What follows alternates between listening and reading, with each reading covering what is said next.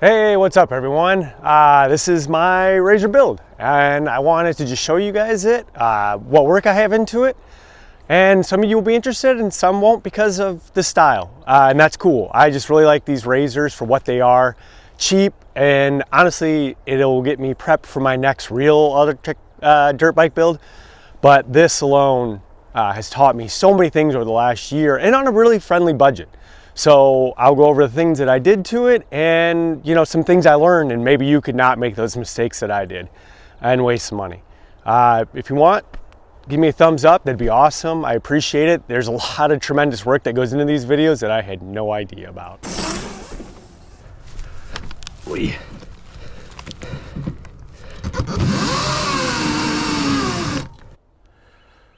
All right, guys, so let's get started. We'll just start at the back because it's easiest. I run I think it was, if I remember right, the description was a brake for an ATV.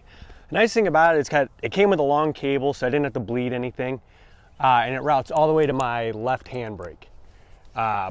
Which brings me to my next awesome taillight that I put in for, because we ride trails at night a lot, and I don't want dudes behind me hitting me.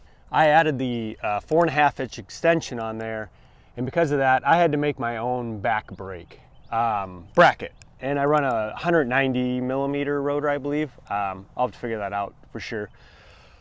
I wanted to go to a beefier bracket because the factory one is so thin. When these brakes grab, I can almost do an endo in the front, and the rear stops really well. So I didn't want to see myself ripping that bracket off. I apologize for these silly axle bolts. I ordered 2 longer ones and forgot to return them in time, so they're spaced out. This is a 14-inch tire, or wheel, 90-100 or /100-14. Pretty standard rear tire for smaller dirt bikes. They're off Amazon, just wheels I think that are meant for some of the cheaper Chinese gas bikes, like the RFZs and stuff like that. The sprocket, it's a custom order from Electric Scooter Parts. It's just an 80 tooth, but I did go to T8F because the trails require a lot more torque going up hills.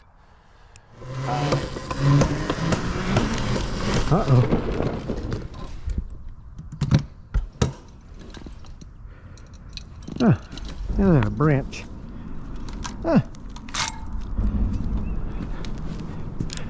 Never had that before.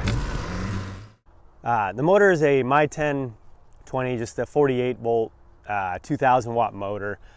I will admit, I very much despise these motors. I'm getting the electrical prop one in probably a couple weeks, and I'm gonna test that with a far driver.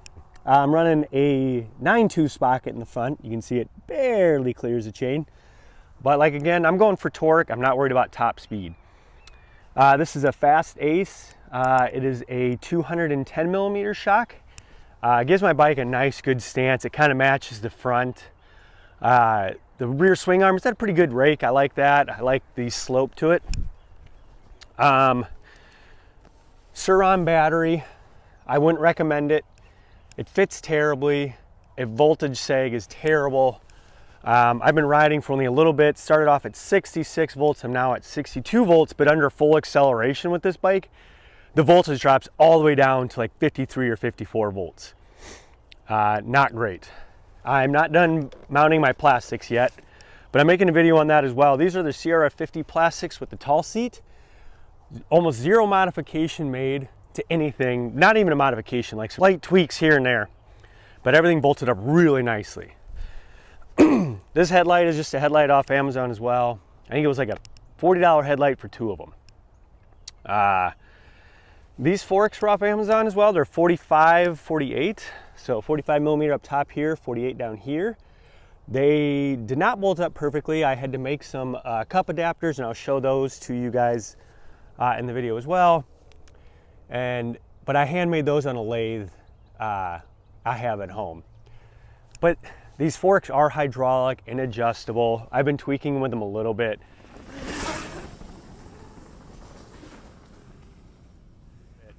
But at the end of the day, it's just a Razor, and I don't take this that seriously. This is a 17-inch front tire. It's a 60/100-14 or 17. The brake bolted right up to it. That's a 210 millimeter brake, and these are CRF 50 brakes that bolted right to my forks. So they just go right on. I didn't have to do anything. No spacing, no special weird washers everywhere. Same thing with like the axle in the front. Like all the spacers were pretty much perfect. These pegs are just like Amazon ones again. You can see I got a plastic bushing in there. Honestly guys, if you guys mount TVs and they come with all those plastic bushings, save them. This built my bike, these plastic bushings have. Because I'm running real brakes, I do get the brake signal, and that's why I have tail lights and I have brake lights. Yep. So I run my on-off switch down here. It's hard to see, but I do have a fuse box way up there, and a down converter on top of my frame. So I run my 60 volt down to 12 volt right here. That's a down converter, and I have I'm gonna turn it off first. I have the CNC throttle. It's Domino. It's got way more of a dirt bike feel because it is a cable actually that runs from here, goes down to this potentiometer here, and as you can see, it rotates and it feels a lot more like a dirt bike. And then that just gets wired in.